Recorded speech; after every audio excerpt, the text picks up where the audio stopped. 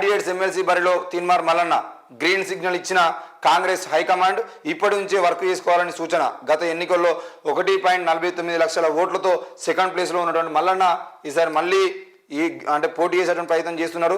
మొత్తానికి అయితే తీన్మార్ మల్లన్న కాంగ్రెస్ పార్టీకి సంబంధించిన విషయంలో ఎలక్షన్లకు ముందు కాంగ్రెస్ పార్టీలో చేరడము, కాంగ్రెస్ పార్టీలో చేరిన తర్వాత ఆయన మొత్తానికైతే ప్రచార బాధ్యతలు తీసుకొని ప్రచారం చేసేటువంటి ప్రయత్నం చేయడము, ఇటు మన పాలకుర్తికి సంబంధించిన విషయంలో కూడా పాలకుర్తిలో బహిరంగ సభలో తీన్మార్ మల్లన్న మాట్లాడినటువంటి వ్యాఖ్యలు ఏవైతే ఉన్నాయో ఆ మీటింగ్లో మాట్లాడిన ప్రతి మాట కూడా వైరల్గా మారింది. అక్కడ పాలకుర్తిలో యశస్విని రెడ్డి గెలవడానికి ఆయన కూడా కొద్దిగా కారణం అని చెప్పుకోవచ్చు. ఎందుకంటే రేవంత్ రెడ్డి అక్కడ మీటింగ్ పెట్టినా తీన్మార్ మల్లన్న కూడా చాలా విషయాలపై బీఆర్ఎస్ పార్టీ చేసినటువంటి మోసాలకు సంబంధించిన విషయంలో ఎన్నోటినో ఆయన అక్కడ ప్రజలకు అర్థమయ్యే విధంగా చెప్పేటువంటి ప్రయత్నం చేసిండు.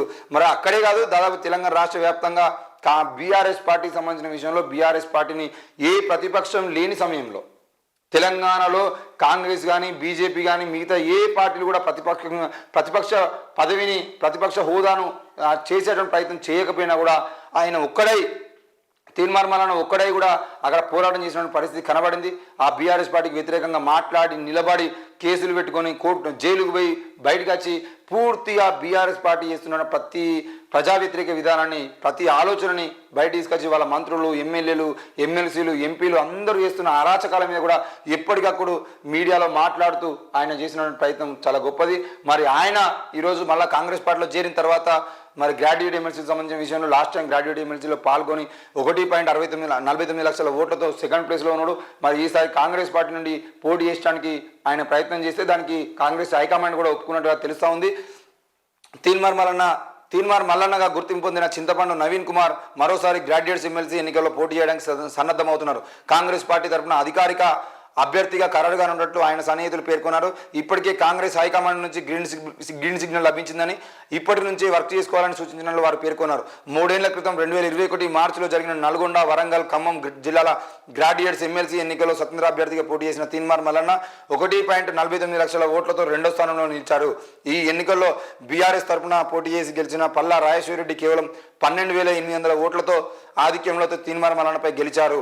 గత ఎన్నికల్లో స్వతంత్ర అభ్యర్థిగా పోటీ చేసిన ఈసారి మాత్రం కాంగ్రెస్ పార్టీ టికెట్తో పోటీ చేశారని ఆయన సన్నిహితులు పేర్కొన్నారు. తొలుత ఇదే నియోజకవర్గం నుంచి గ్రాడ్యుయేట్స్ ఎమ్మెల్సీగా కాంగ్రెస్ తరఫున పోటీ చేయగా కేవలం 13,000 ఓట్లకే పరిమితమయ్యారు. 6 ఏళ్ల వ్యవధిలో ఆయన పట్టభద్రులో తన పాపులారిటీని బలాన్ని పెంచుకుని 1.49 లక్షల ఓట్లు పొందగలిగారు. హుజూర్నగర్ అసెంబ్లీ ఎన్నికల నుంచి గెలిచిన ఉత్తమ్ కుమార్ రెడ్డి నల్గొండ లోక్సభ స్థానంలో గెలుపొంది ఎమ్మెల్యే పదవికి రాజీనామా చేశారు. ఆ కారణంగా హుజూర్నగర్ స్థానానికి జరిగిన ఉప ఎన్నికల్లో స్వతంత్ర అభ్యర్థిగా పోటీ చేసిన గెలుపొందలేకపోయారు. బీఆర్ఎస్ పాలనలోని వైఫల్యము, నిరుద్యోగ పట్టభద్రులో జరుగుతున్న అన్యాయాన్ని ప్రధాన ప్రచారస్థలంగా ఎంచుకొని స్వతంత్రంగా పెట్టుకున్న యూట్యూబ్ ఛానల్ ద్వారా రాష్ట్రంలోని వివిధ సెక్షన్ల ప్రజల్లో పాపులర్ జర్నలిస్టుగా గుర్తింపు పొందారు. చివరికి ఆ పాపులారిటీయే గ్రాడ్యుయేట్ల విశ్వాసాన్ని చురుగొట్టడానికి కారణమైంది. పట్టభద్రుల ఎమ్మెల్సీ ఎన్నికల్లో కేవలం 13,000 ఓట్లకు మాత్రమే పరిమితమైన తీన్మార్ మల్లన్న 2021లో జరిగిన ఎన్నికల్లో నాటికి 1.49 అంటే దాదాపు 1,50,000 ఓట్లకు పొందగలిగారు. తాజాగా జరిగిన ఎన్నికల్లో కాంగ్రెస్ అధికారంలోకి రావడంతో పాటు ఈ 3 జిల్లాల్లోని అసెంబ్లీ సెగ్మెంట్ల మెజారిటీ స్థానాలను కైవసం చేసుకున్నది. ఖమ్మం, నల్గొండ, వరంగల్, నల్గొండ, ఖమ్మం ఈ 3 జిల్లాలో ముఖ్యంగా ఖమ్మం, నల్గొండ, వరంగల్ 3 జిల్లాల్లో కూడా కాంగ్రెస్ పార్టీ ఎక్కువ సీట్లను గెలవడం జరిగింది.